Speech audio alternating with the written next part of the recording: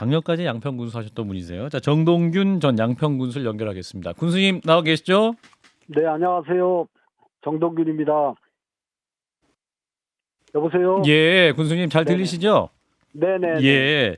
자, 원희룡 장관이 서울 양평 고속도로 백지화를 선언했는데요. 그 군수님은 이 원희룡 장관의 발언 어떻게 들으셨습니까? 저는 민선 7기의 서울 양평 고속도로를 만들어내기 위해서 애쓴 당사자이기도 하지만 우리 지역의 오랜 수건 사업이었습니다. 예. 그것을 어떠한 명분으로라도 그 장소를 이전했으면 해명이 필요한데 전혀 해명도 없이 가짜라고 하는 것에 대해서 너무 놀랐습니다. 아하, 그렇군요. 근데 이제 원희룡 장관 얘기는 대통령을 흠집내기 위해서 여사님을 계속 물고 들어가는 민주당의 날파리 선동 프레임에 장관은 어떤 정치적 책임을 지는 것이다 이렇게 발언하지 않았습니까? 일단 그 2021년도에 서울 양평 고속도로가 예비 타당성 검토를 통과한 상황이기 때문에 예. 그 주민들과 아무 상의도 없이 지방 정부 바뀌고 정권이 바뀐 이후에 국민도 모르게 진행이 되어 왔다가 예. 최근 5월 8일쯤에 전격적으로 발표한 일이 됐거든요. 그것은 어떠한 경우라도 그간에 21년도에 그 최종 확정돼서 국민의 수건을 만들어낸 사람의 입장에서 보면 예. 절차적 민주주의가 반드시 필요했는데 또 설령 종점을 옮겼다 하더라도 어떻든 그 부분에 대해서 해명하면 끝날 일인데 전혀 해명도 없이 정치적 프레임을 오히려 걸어서 예. 전임 군수가 뭐 2년 전에도 강하를 요구해 왔다 이런 이야기는 현안을 전혀 모르고 장관이 답변한 그런 내용으로 저는 알고 있습니다. 예, 군수님 글쎄 오늘은 이제 원희룡 장관이 저희 뉴스쇼 김현정의 뉴스에 출연해서 얘기했던 핵심은 이 강하 IC 설치를 민주당도 2022년에 함께 추진해 달라 그렇게 얘기를 했었기 때문에 이미 민주당 주장 역시 지금 그 강성면 그러니까 강상면 그러니까 김건희 여사의 그 일가의 소유 땅 지역에 가는 그러한 개발도 어떤 민주당 안에도 포함돼 있었다 원래 그렇게 주장하고 있지 않습니까? 내용은 정상리 기점에 예. 남양평 IC가 있습니다. 예, 남양평 IC. IC가 현재 있고요. 예. 그 있는 곳에 JCT가 붙는다는 거고요. 예. 강하 IC의 이야기는 서울 양평 고속도로가 가밀직을 지나서 광주와 양서면 정동리로 이어지는데 그 광주시와 우리 강화면 경계 지역에 그 IC를 설치해 달라는 주민들의 요구가 있었는데요. 예. 그것은 예비 타당성 검토가 끝나고 나서 주민들의 그런 요구를 실시 설계할 때 IC를 설치될 수 있도록 적극 검토하겠다라고 이야기한 거지 실제 그 종점이 변경되는 사항은 전혀 다른 내용이거든요. 그러니까 강화 IC 설치 여부에 상관없이 종점 얘기는 전혀 됐던 것이 다른 아니다. 방향이죠. 네네. 그렇군요. 그럼 원장관 얘기는 어떤 종점이 바뀐 얘기는 전혀 거론하지 않고 논점의 본질을 강화 IC 설치로 옮기면서 민주당도 네. 이 주장했지 않느냐 이런 주장이라는 말씀입니까? 맞습니다. 그거는 주민들이 강화면으로 서울 양평 고속도로가 나오긴 하는데 예. 서울 양평 고속도로를 타려고 그러면 거꾸로 남양평 IC로 가서 중부 내륙 고속도로를 타고 서울 양평 고속도로를 타야 하는 불편을 예.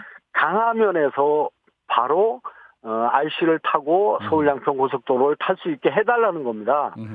저희가 봤을 때도 광주시의 터널을 13개 지나서 강을 건너기 전에 광주시 분원리 쪽으로 IC와 또 우리 강화면 운심리 쪽으로 RC를 내주는 것은 타당성 있다고 저희도 검토를 해서 예. RC 문제는 노선하고는 전혀 다른 문제를 원희룡 장관은 현안을 잘 모르고 나와서 억지 주장하는 거라고 저는 보아집니다. 그러면 민주당 안에는 양서면만 그 최종 종착지였고 강상면이 종착지인 계획은 전혀 없었다는 말씀이네요. 그러니까 김건희 이사 일가에 가지고 있는 땅 그 자체에 대한 종착지가 그렇습니다. 그러니까 민선 7기 들어와서 2018년도에 민선 7기가 시작됐는데요. 예. 2017년도 7월쯤인가 고속도로 5개년 계획에 그것이 포함이 됐고요. 2018년도에 민선 7기가 들어와서 본격적으로 예비 타당성 검토가 진행돼서 2021년도까지 그것을 유치하기 위해서 정말 백방으로 뛰어다니면서 설득하고 만나고 그런 과정들이 있거든요. 예.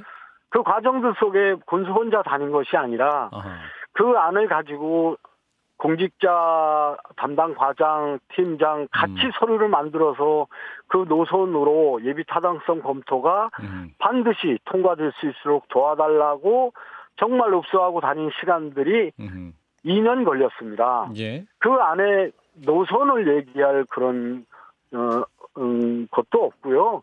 또 2021년도 4월 달에 예비 타당성 최종 심사를 세종시에서 했을 때도 예. 저희가 그 하남시장과 광주시장 양평군수가 가서 최종 발표를 해서 통과를 시켰고요. 예. 4월 말일 날 확정이 됐습니다. 그러니까 올해 그죠? 예. 아니, 21년도 2021년. 4월 말. 2021년 4월 말에. 예. 네네.